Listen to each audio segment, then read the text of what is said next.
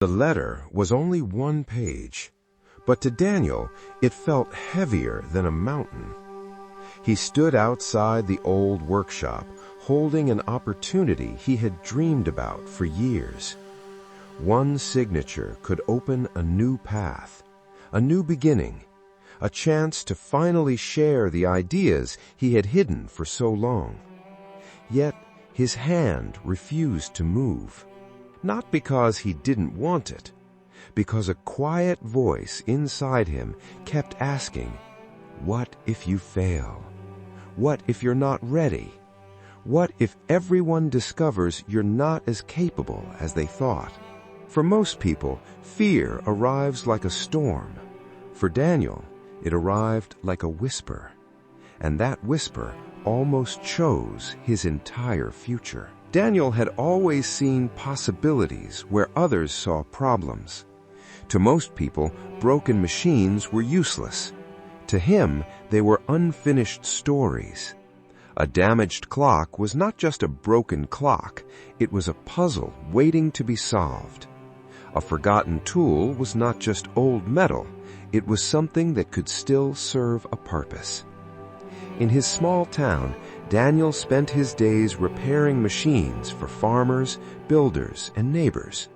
But there was one dream he never shared. He wanted to create something that could help people work easier and give them more time with the ones they loved. At night, he filled notebooks with designs and ideas. Some were brilliant, some failed completely, but every page carried a piece of the future he imagined. The problem was not that Daniel had no dreams. The problem was that he was afraid to let anyone see them. Every time he thought about showing his work, the same thoughts returned. Who will believe you? You are just a small-town mechanic. What makes you think your ideas matter? So Daniel waited. He told himself he needed more knowledge, more experience, more confidence. But deep down, he knew the truth. He wasn't preparing. He was protecting himself from disappointment. One morning, while repairing an old farming machine, a traveler stopped beside his workshop.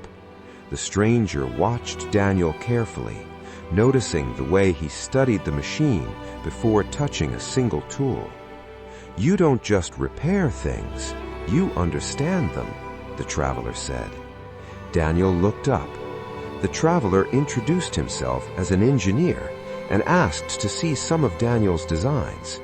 Slowly, Daniel opened the notebook he usually kept hidden. The engineer turned through the pages. Some sketches were unfinished. Some ideas needed improvement. But there was something else: curiosity, creativity, potential. "You should apply for the inventor program in the city. They're looking for people with ideas that can solve real problems." Daniel looked at the application. For the first time, the dream that existed only in his mind had a real opportunity. But opportunities often come with uncertainty, and uncertainty is where fear speaks the loudest. For 3 days, the application remained untouched. Daniel carried it everywhere. He placed it beside his bed. He kept it in his workshop. He read it again and again. Every time he prepared to submit it, another thought appeared. Wait until you're better. Try another time. Don't risk failure. And the strange thing about fear was this: it rarely sounded like an enemy. It sounded reasonable. It sounded careful. It sounded wisdom. The night before the deadline, Daniel entered his workshop. The room was quiet.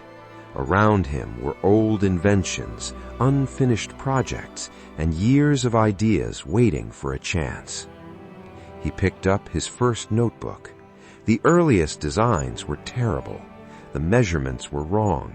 The plans were incomplete. But Daniel smiled because he finally understood something. Every great creation begins as something imperfect.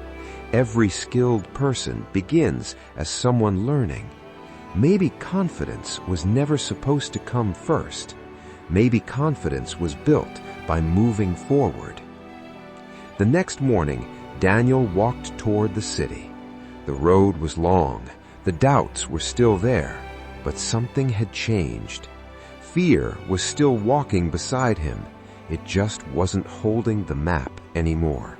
When Daniel arrived at the inventor program, he saw people who seemed far ahead of him. Some had expensive equipment. Some had years of training. Some spoke with a confidence he wished he had. For a moment, Daniel felt the old fear return, the desire to leave, the desire to return to what was comfortable. Then he opened his notebook, not to compare himself, to remember his purpose. He was not there to prove he was better than anyone. He was there because he had something meaningful to build. The months that followed were difficult. Some designs failed. Some experiments didn't work. Some days Daniel wondered if fear had been right. But he learned to ask a different question. Not, what if I fail? But, what can I learn if I try? Failure stopped being a reason to quit. It became part of the process.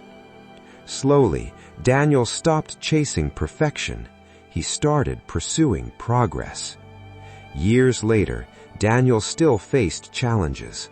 Not every idea succeeded. Not every problem had an easy answer. But one thing changed forever. Fear no longer made his decisions. His inventions helped communities. His ideas improved people's lives. But his greatest achievement was not the machines he created. It was the moment he stopped hiding what he could become. Because courage is not the absence of fear. Fear may always have a voice. It may always ask questions. It may always warn you about what could go wrong. But it does not deserve the final decision. The future is shaped by the choices we make when uncertainty is standing beside us. So ask yourself, what dream have you been delaying? What opportunity have you been avoiding? What step have you been afraid to take? You do not need to feel fearless before you begin. Sometimes courage is simply moving forward while fear is still speaking. Because fear can be heard, but it does not have to choose your future.